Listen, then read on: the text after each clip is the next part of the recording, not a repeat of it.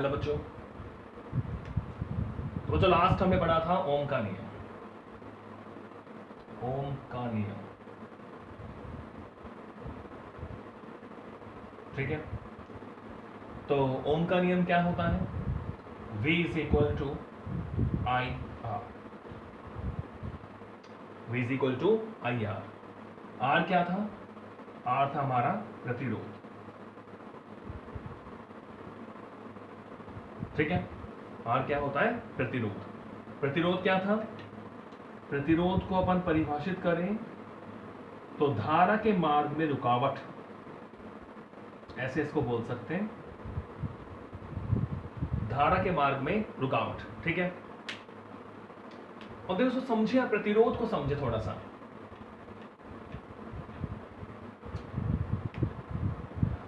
जैसे मैंने बोला कि जो प्रतिरोध है, प्रतिरोध, उसको मैं क्या बोल रहा हूं? धारा के मार्ग में रुकावट।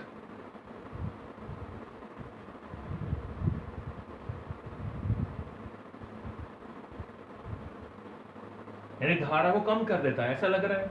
धारा के मार्ग में क्या है? रुकावट है। तो चलो मुझे बताओ एक बार आप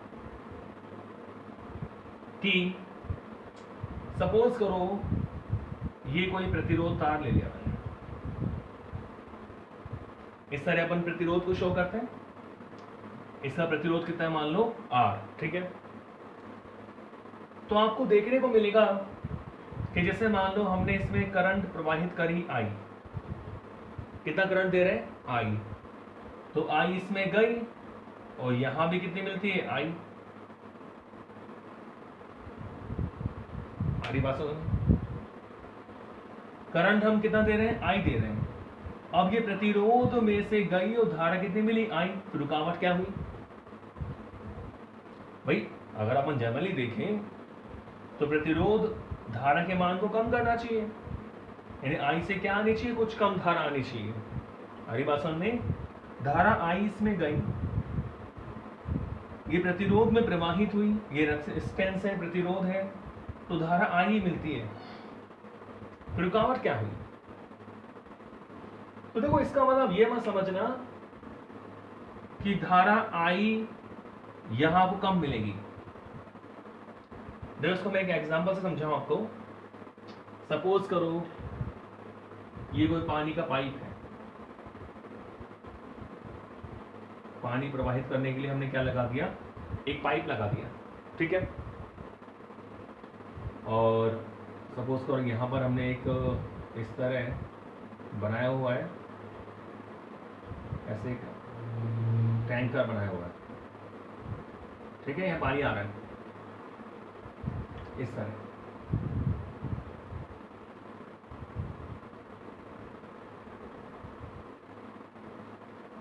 इस तरह में सप्लाई की हुई है। अब आप देखोगे अगर मान लो यहां पानी का वेग कितना है? V1, तो यहां भी पानी का वेग कितना होगा? V1। यहां पानी का वेग V1 है, यहां भी कितना है? V1। तो क्या प्रतिरोध तो यहां भी है। पानी जब यहां प्रवाहित होगा इस पाइप में से, इस नली में से, तो दीवारों से क्या करेगा? टक्कर करेगा। पानी जो है वो दीवारों से, पाइप की दीवारों से क्या करेगा? टकराएगा। तो प्रतिरोध तो उत्पन्न होगा, लेकिन वेग उसका V1 है, यहां भी क्या रहेगा? V1। तो ऐसा नहीं होता कि भाई यहां कोई स्पीड ज्यादा है, यहां स्पीड कुछ कम हो जाए। अगर ऐसा होगा, अगर मान लो स्पीड कम हो गई, स्पीड कम हुई, तो क्या होगा? यहां पानी एक्यूमुलेट हो जाएगा, यानी एकत्र हो जाएगा, और क्या हो जाएगा? ब्लास्ट हो जाएगा। क्या हो जाएगा? ब्लास्ट। तो ऐसा नहीं होता। अब मैं मान लो इस पाइप को चेंज कर दूं, थोड़ा श्रिंक हमने ले लिया, थोड़ा हमने सकरा पाइप ले लिया, अनुप्रस्थ क्षेत्रफल कम ले लिया, तो यहां वेलोसिटी कितनी है? V2। यहां कितनी होगी? V2। अब आपको पता लगेगा कि प्रतिरोध क्या है। यहां V1 है, यहां V2 है। तो आप देखोगे कि V1 डजंट इक्वल V2। कहने का मतलब V1 ज्यादा है किससे? V2 से। तो हो गया ना कम। V1 ज्यादा है, V2 क्या है? कम। तो ये प्रतिरोध है। आ रही बात समझने? ये प्रतिरोध है। प्रतिरोध का मतलब ये मत समझना कि भाई यहां पानी इकट्ठा हो गया, स्पीड कम हो गई, रुकावट हुई, स्पीड वही रही, धारा वही रही, आई, लेकिन हमने प्रतिरोध बढ़ाया। सपोज करो मैंने प्रतिरोध को चेंज कर दिया, R डैश ले लिया, तो अब धारा I डैश ले ली, तो मिलेगी तो I डैश ही, लेकिन इसमें और इसमें क्या होगा? अंतर होगा। ये प्रतिरोध है।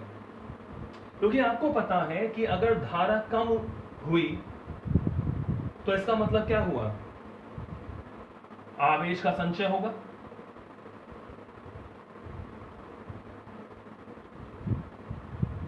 अगर अपन जो धारा प्रवाहित कर रहे हैं या आवेश प्रवाहित कर रहे हैं उतना आवेश हमें नहीं मिला, तो आवेश का क्या होगा? संचय होगा।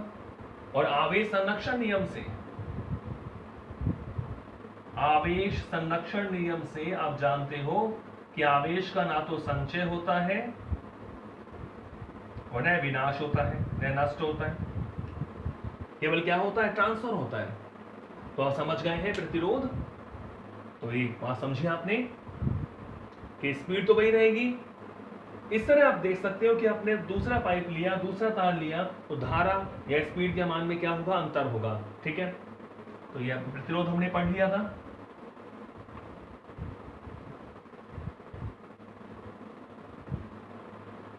तो बच्चों चैप्टर नंबर 5 हमारा कंटिन्यू चल रहा है।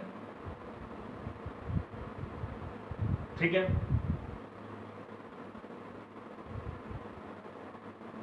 और आज का हम टॉपिक ले रहे हैं एक छोटा सा टॉपिक, प्रतिरोधकता।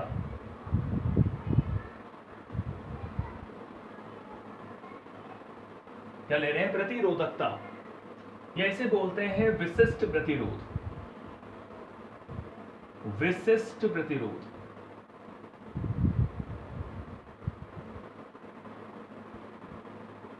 प्रतिरोधकता यानी रेसिस्टिविटी,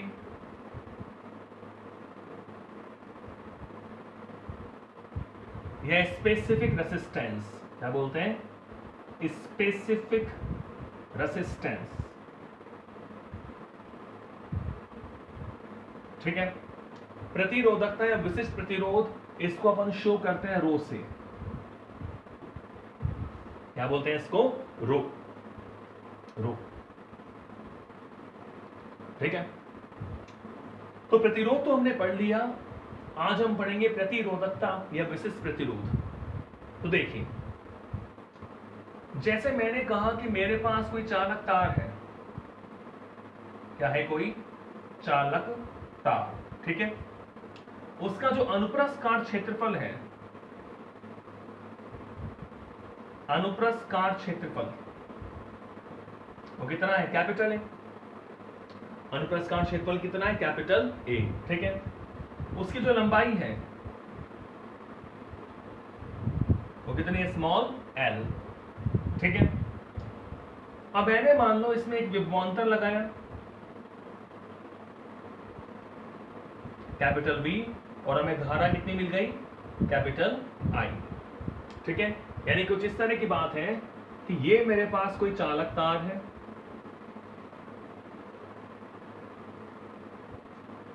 इसका अनुप्रस्थ काट क्षेत्रफल ए है, लंबाई एल है।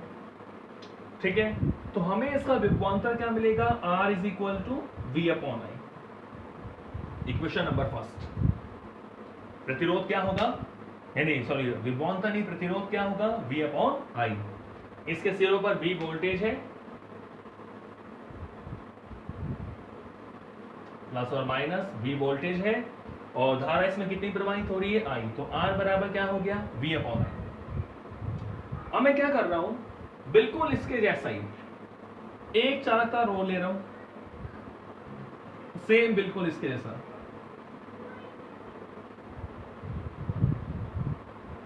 तो इसको अपन इस तरह जोड़ रहे हैं, इस सिरे से सिरे जोड़ रहे हैं। ठीक है, तो जैसे इसके सिरों पर विभवांतर था कितना? V। इसके सिरों पर भी कितना हो जाएगा V, लेकिन करंट कितनी रही I रही, करंट तो I प्रवाहित होगी। श्रेणी क्रम में जोड़ दे एक तरीके से। अनुप्रस्थ काट क्षेत्रफल कितना रहा A रहा।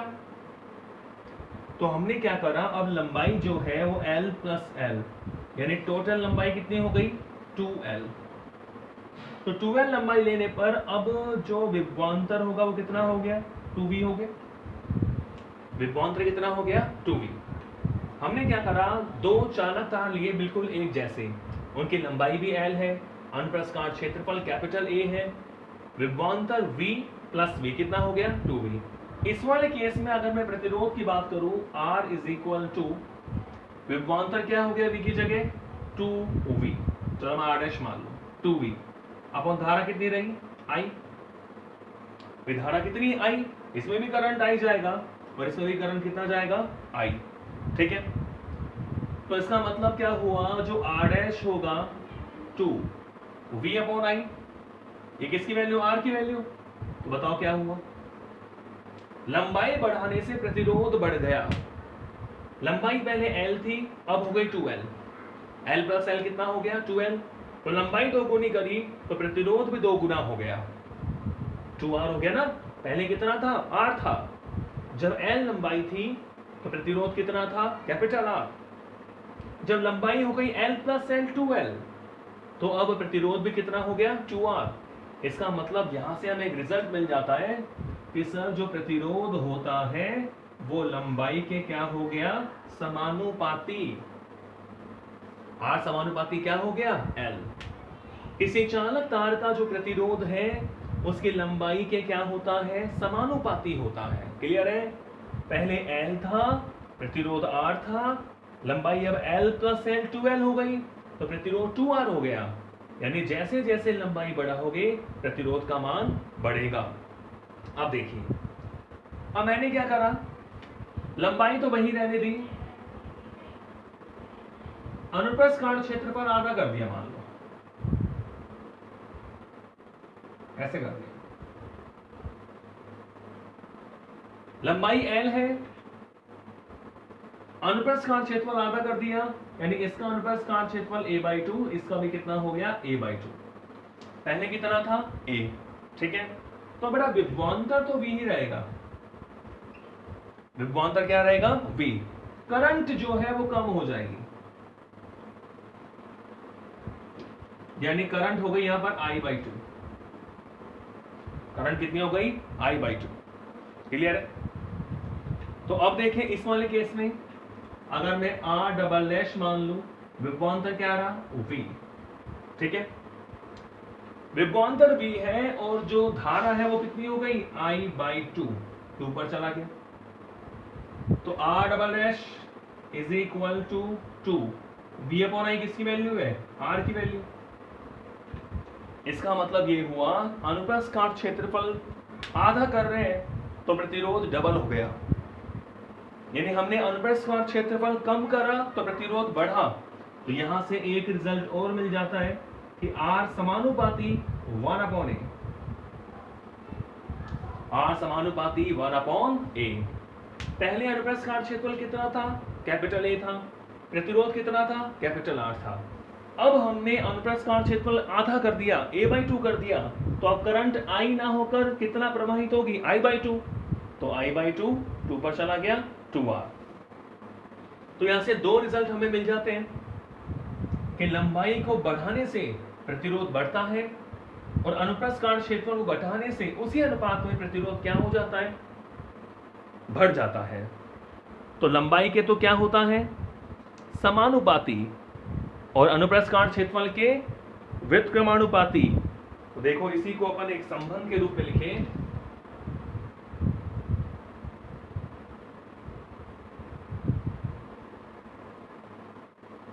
देखिए हम कह सकते हैं कि किसी चालक तार का जो प्रतिरोध है कैपिटल R, वो उसकी लंबाई के तो क्या होता है समानुपाती होता है।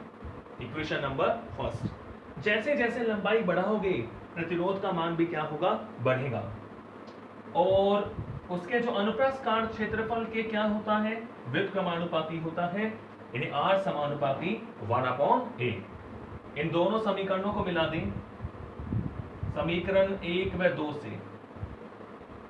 देखो ये भी r की वैल्यू है, ये भी r की वैल्यू है, दोनों को मिलाएं तो r समानुपाती क्या हो जाएगा, l अपॉन ए। l के तो समानुपाती, a के व्युत्क्रमानुपाती। तो यहां से एक कांस्टेंट हमें मिलता है, r is equal to rho l upon A. Equation number 3, r is equal to rho l upon A. तो यहां जो रो है,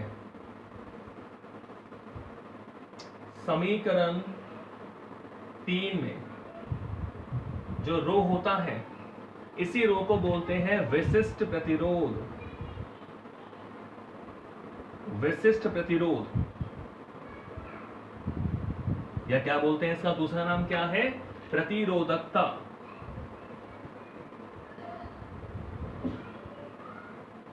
प्रतिरोधकता क्लियर है, विशिष्ट प्रतिरोध या प्रतिरोधकता। तो एक समानुपाती नियतांक है रो, इसे क्या बोलते हैं, विशिष्ट प्रतिरोध या प्रतिरोधकता। इसकी परिभाषा देखें, देखो समीकरण 3 से रो इज इक्वल टू क्या होगा, ए को ऊपर ले जाओ, एल को नीचे ले जाओ, तो rho is equal to R A upon L. Equation number 4, ठीक है, rho is equal to R A upon L. अब देखिए आगे, यदि एल को मैं क्या मान लू, एकांक, यूनिट 1, ए को भी क्या मान लू 1 हो, तो रो इज इक्वल टू क्या होगा, हो तो समीकरण 4 से रो इज इक्वल टू क्या आ गया, कैपिटल आर। ठीक है, तो रो की परिभाषा क्या बनी, एकांक लंबाई और एकांक अनुप्रस्थ क्षेत्रफल वाले किसी चालक तार का प्रतिरोध ही उसका विशिष्ट प्रतिरोध या क्या कहलाती है, प्रतिरोधकता कहलाती है। तो आप चाहे लंबाई कितनी भी बढ़ा दो, लंबाई में कोई भी परिवर्तन करो, अब एक तो एक ही रहेगा, एकांक लंबाई तो रहेगी ना उसमें। अनुप्रस्थ क्षेत्रफल में कितना परिवर्तन करो, एक का मान तो रहेगा। तो एकांक लंबाई और एकांक अनुप्रस्थ क्षेत्रफल वाले चालक तार का जो प्रतिरोध है, वही उसका क्या होता है, विशिष्ट प्रतिरोध होता है।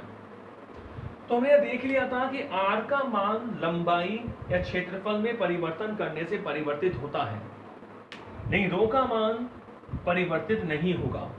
रो का मान न तो L पे डिपेंड करता है ना A पे डिपेंड करता है, क्योंकि इन दोनों को हमने क्या लिया हुआ है, इकाई लिया हुआ है। क्या लिया हुआ है, इकाई 1। तो रो का मान केवल और केवल डिपेंड किस पे करता है, रो का मान केवल पदार्थ की प्रकृति पर निर्भर करता है।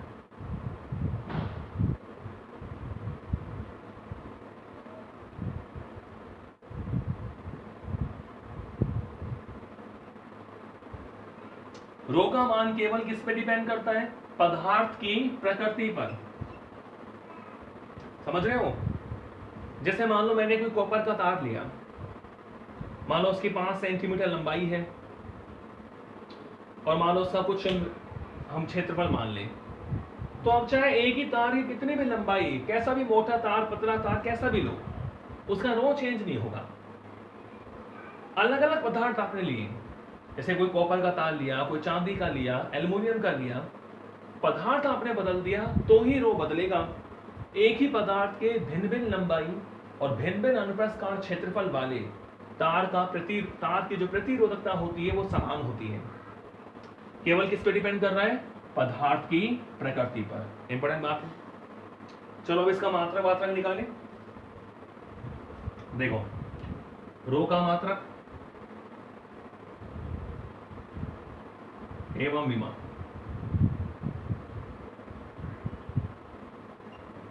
मात्रक एवं विमा। देखें R अपॉन L, चूंकि रो इज इक्वल टू क्या है, R A अपॉन L। ठीक है, तो देखो R का मात्रक क्या होता है, R का मात्रक होता है ओम N2। A क्या होता है, क्षेत्रफल, क्षेत्रफल का मात्रक मीटर स्क्वायर। अपॉन लंबाई, एल क्या होती है, लंबाई, लंबाई का मात्रा क्या होता है, मीटर। ठीक है, तो आप देख रहे हैं 1 मीटर से 1 मीटर कट गया, 1 मीटर बच गया, तो रो का मात्रा क्या हो गया, ohm into metre, ohm into metre. Symbol क्या लिख सकते हैं, ओम का तो ये रहा और मीटर का ये रहा, ओम इंटू मीटर। तो रो का मात्रक होता है ओम इंटू मीटर। क्या होता है बच्चों, ओम इंटू मीटर। ठीक है, रो की वैल्यू भी याद रखिए आप, आर अपॉन एल।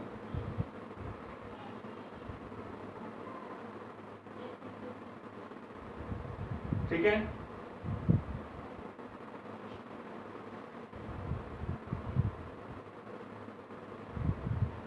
अब विमा निकालिए इसकी।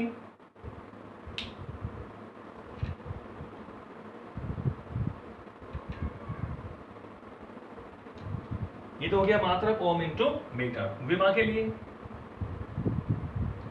अब देखो आप ओम इंटू मीटर, चलो मैं दोबारा लिख देता हूं, rho is equal to R A upon L. ठीक है, अब आर की ध्यान है तो लिख दो, ये तो आर को भी चेंज कर लो। आर क्या होता है, वी अपॉन आई। आर क्या होता है, वी अपॉन आई। ठीक है, ए क्षेत्रफल, एल लंबाई, आई धारा पता है, वी होता है विभवांतर, इसको भी चेंज कर लो, कार्य बटा आवेश, यानी वी को हमने लिख दिया कार्य बटा आवेश क्यू, और ये हो गया ए अपॉन आई एन। ठीक है, आवेश की पता है आपको, क्यू आवेश क्या होता है, धारा गुना समय, यानी I into T, A upon I N. ठीक है, तो निकाल सकते हो W यानी कार्य, कार्य की विमा M1 L2 T माइनस 2, ए धारा है A1, सॉरी धारा नहीं क्षेत्रफल है, एम्पियर नहीं है, क्या है ये, क्षेत्रफल, A meter square L2, I into I क्या हो गया, I स्क्वायर धारा है A2, और T T1, L के लिए L1।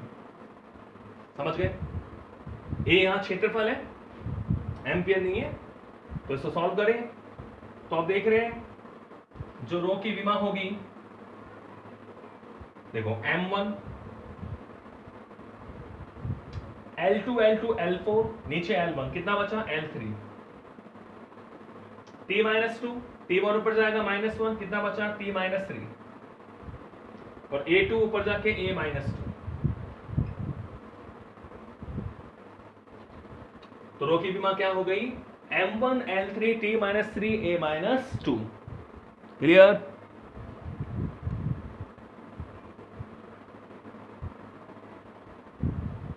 M1 L3 T minus 3 A minus 2, ये क्या है बच्चों, रो की विमा। ठीक है,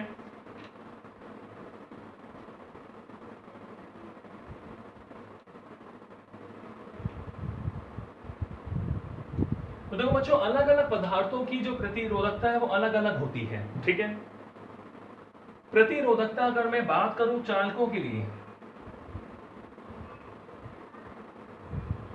चालकों के लिए, तो चालकों के लिए इसका मान कम होता है, क्योंकि चालक विद्युत के सुचालक होते हैं, धारा का प्रवाह आसानी से होता है। तो चालकों के लिए रो की जो वैल्यू होती है वो लगभग 10 की पावर -8 ओम इंटू मीटर से 10 की पावर -6 ओम इंटू मीटर होती है। ये किसके लिए होता है, चालकों के लिए। चालकों के लिए रो कम होता है। ठीक है, तो चालक की बात करें,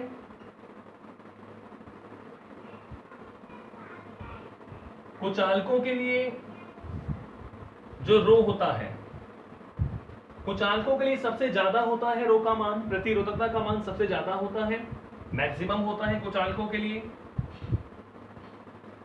और चालकों के लिए मिनिमम होता है। चालकों के लिए क्या होता है, मिनिमम। तो कुचालकों के लिए लगभग 10 की पावर 5 ओम इंटू मीटर से 10 की पावर 14 ओम इंटू मीटर, 10 की पावर 5 ओम इंटू मीटर से 10 की पावर 14 ओम इंटू मीटर। तो आप देख रहे हैं कुचालकों के लिए इसका मान ज्यादा है और चालकों के लिए इसका मान क्या है बच्चों, कम है। ठीक है, अब इनके बीच की अवस्था होती है अर्धचालक।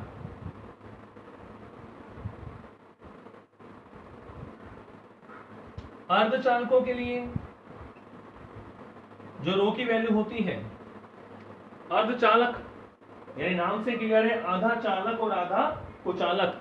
तो अर्धचालकों के लिए रो की वैल्यू होती है 10 की पावर -1 ओम इंटू मीटर से 10 की पावर 4 ओम इंटू मीटर। ठीक है, तो अर्धचालकों के लिए जो रो का मान होता है वो चालकों से तो होता है अधिक और कुचालकों से होता है कम। सबसे ज्यादा किसके लिए होता है? कुचालकों के लिए। रो का मान सबसे ज्यादा किसके लिए होता है? कुचालकों के लिए। सबसे कम किसके लिए होता है? चालकों के लिए। ठीक है, तो ये हमारा प्रतिरोधकता या विशिष्ट प्रतिरोध।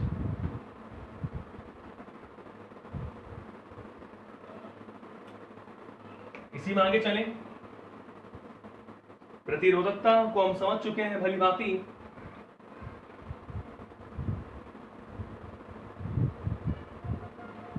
आगे चलें, इसमें कुछ डेफिनेशंस देखो। प्रतिरोधकता के बाद उसी से मिलता जुलता मैं ले रहा हूं चालकता।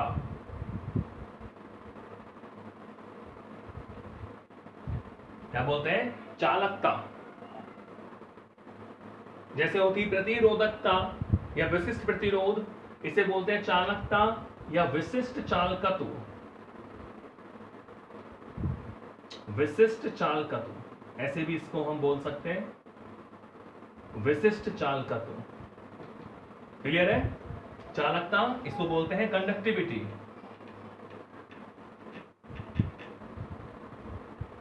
ये specific conductance, specific conductance.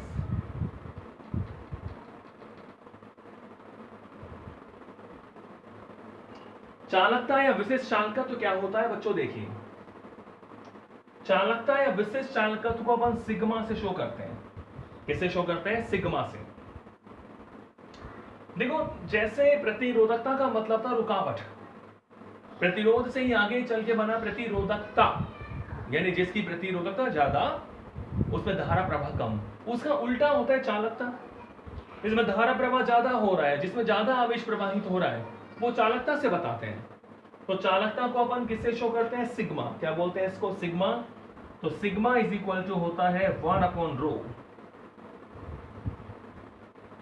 Sigma is equal to क्या होता है? 1/ρ। यानी प्रतिरोधकता के व्युत्क्रम को क्या बोलते हैं? चालकता। प्रतिरोधकता के व्युत्क्रम को प्रतिरोधकता बोल दो, या क्या बोल सकते हैं? विशिष्ट प्रतिरोध। प्रतिरोधकता के व्युत्क्रम को क्या कहते हैं? चालकता कहते हैं। क्लियर? तो सिग्मा इज इक्वल टू क्या हो गया? 1/ρ। आप जानते हो रो इज इक्वल टू क्या था? बिल्कुल R/L। रो क्या था? R/L। तो इसका उल्टा कर दे तो सिग्मा क्या हो जाएगा? L/RA। L/RA। ठीक है, तो देखो सिग्मा का मात्रक की बात करें तो मात्रक क्या होगा? 1/ρ। रो का मतलब ohm into metre, ohm into metre. तो सिग्मा का मात्रक क्या हो गया? ओम इंटू मीटर का इनवर्स, या सर इसे बोल सकते हैं ओम इनवर्स और मीटर इनवर्स। ठीक है बच्चों, ओम इंटू मीटर का इनवर्स। बच्चों इस ओम इनवर्स को बोलते हैं म्हो। इसी हो गया ना, ओम इनवर्स मीटर इनवर्स। ये जो ओम इनवर्स होता है इसे बोलते हैं म्हो, MHO। और ऐसे भी ध्यान रख सकते हो म्हो पर मीटर। ऐसे समझ लो आप, OHM उल्टा हो गया MHO। ये कोई तरीका नहीं है ध्यान रखने के लिए। ओम इनवर्स तो क्या बोलते हैं? म्हो पर मीटर हो गया। तो चालकता का मात्रक क्या आ गया? म्हो पर मीटर। चालकता का मात्रक क्या आ गया भाई? म्हो पर मीटर। ठीक है, समझ गए? अब इस विमा की बात करें तो आपको पता है रो की विमा क्या थी? विमा क्या होगी? देखो, वन अपॉन रो की विमा क्या थी, m1 L3 T minus 3 A minus 2, यही थी रो की विमा, m1 L3 T minus 3 A minus 2। तो इसका उल्टा कर दें हम, तो सिग्मा की विमा क्या होगी, m1 ऊपर जाके m minus 1 L minus 3 T3 A2, m minus 1 L minus 3 T3 A2। तो ये हो गया सिग्मा का मात्रक मोह पर मीटर, और ये इसकी विमा हो गई बच्चों m minus 1 L minus 3 T3 A2। ये क्या होती है इसकी विमा, ठीक है। तो सिग्मा के बारे में इसका जो फिजिकल सिग्निफिकेंस है, जो भौतिक महत्व है, वो क्या है। सिग्मा का मतलब होता है चालकता। चालकता का मतलब क्या है, गुण है, चालन का गुण, अपने अंदर धारा प्रवाहित होने का गुण, आवेश प्रवाह होने का गुण। तो आप देख सकते हैं कि चालकता सबसे ज्यादा, सिग्मा सबसे ज्यादा किसका होगा, आप कहोगे सर चालकों के लिए,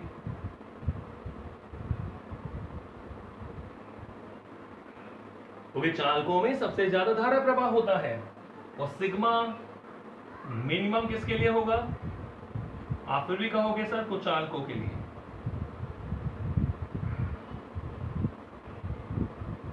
वो चालकों के लिए, ठीक है। और जो बीच के बेचारे अर्धचालक, उनमें क्या होगा, चालकों से तो कम और कुछ चालकों से ज्यादा।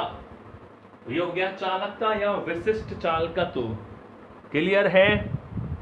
चलो एक डेफिनेशन और लेते हैं।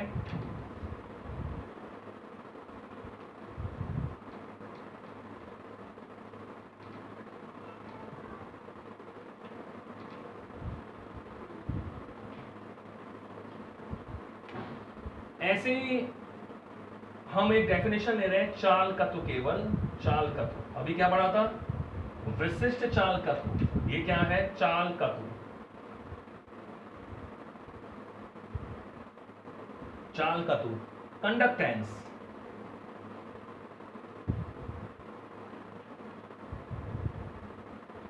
क्या बोलते हैं, कंडक्टेंस, ठीक है। बच्चों चालकत्व को हम शो करते हैं कैपिटल जी से। किससे शो करते हैं, कैपिटल जी से। चालकत्व का मतलब क्या होता है, G is equal to 1/R। G is equal to क्या होता है, 1/R। इसको अपन विद्युत चालकत्व या इलेक्ट्रिक कंडक्टेंस भी बोल देते हैं, इलेक्ट्रिक कंडक्टेंस, विद्युत चालकत्व भी बोल देते हैं इसको। तो G is equal to 1/R, इसका मतलब प्रतिरोध का जो व्युत्क्रम होता है, प्रतिरोध के व्युत्क्रम को क्या कहते हैं, चालकत्व कहते हैं।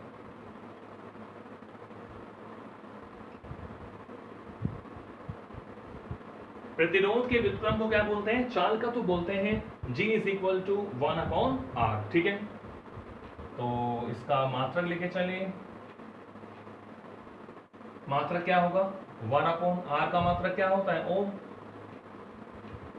इसे क्या बोल सकते हैं, ओम इनवर्स। मैंने अभी बताया था ओम इनवर्स को क्या बोल सकते हैं, मोह। और एक नाम और है इसका, सीमेन। क्या बोलते हैं बच्चों, सीमेन। मोह को क्या बोल सकते हैं, सीमेन, ठीक है। क्लियर है।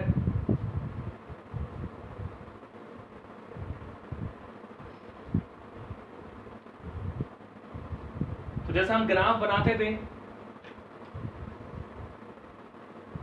वोल्टेज और करंट में, कैसा ग्राफ आता, सीधी रेखा, ये हो गया थीटा। तो यहां जो ढाल होता था, ढाल, स्लोप, ढाल का मतलब क्या होता है, tan थीटा। tan थीटा का मतलब लंब बटा आधार, ये हो गया लंब, ये क्या हो गया, आधार। तो लंब तो करंट हो गया I/V। I/V का मतलब 1/R, और 1/R किसके बराबर है, G के बराबर है। यानी G बराबर क्या हो गया, tan थीटा।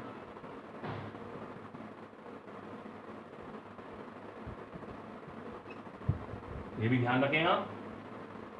V को हमने x अक्ष पे लिया, I को हमने y अक्ष पे लिया, तो जो ढाल है वही क्या कहलाता है? पदार्थ का चालकत्व कहलाता है। क्या कहलाता है बच्चों? चालकत्व कहलाता है। ठीक है, तो आज के वीडियो में हमने पढ़ा प्रतिरोधकता के बारे में, चालकता के बारे में और चालकत्व के बारे में। ठीक है, तो आज के लिए इतना ही। मिलते हैं अगले वीडियो में एक नए टॉपिक के साथ और कुछ क्वेश्चंस भी करेंगे। Thank you.